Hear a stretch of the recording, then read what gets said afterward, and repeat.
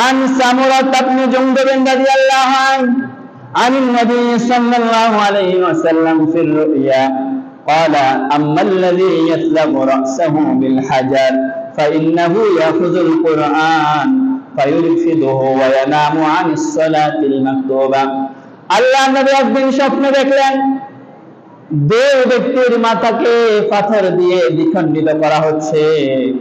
নবীজি যখন জিজ্ঞেস করলেন এই দুই ব্যক্তি কারা, প্রথম ব্যক্তি হচ্ছে যে ব্যক্তি কোরআনে কারীম হিফজ করেছে, মুখস্থ করেছে, এরপরে আবার ভুলে গিয়েছে, ঠিকমতো তেলাওয়াত করে না, আমলের ঠিক নাই, আকীদার ঠিক নাই, কোরআনের হাফেজ হয়েছে কিন্তু কোরআনে কারীম বক্ষের মধ্যে রাখতে পারে নাই, এমন হাফেজে কোরআনকে কিয়ামতের ময়দানে পাথর দিয়ে তার মাথাটাকে দ্বিখণ্ডিত করা হবে।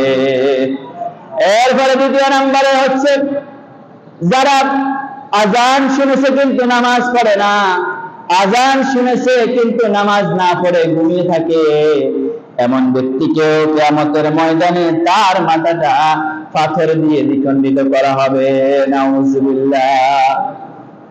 নামাজের জন্য তাকে আহ্বান করা হয়েছে, ও আব্দুর রহমান, ও আব্দুল্লাহ, উঠো, আজান হয়েছে, মসজিদে চলে আসো, কিন্তু লোকটার কাছে ঘুম প্রিয়, আজান এটা প্রিয় নয়, নামাজ প্রিয় নয়। এমন ব্যক্তিকে আল্লাহ রাসূল বলেছেন তার মাথাটাকে দ্বিখণ্ডিত করা হবে। আল্লাহ রাব্বুল আলামিন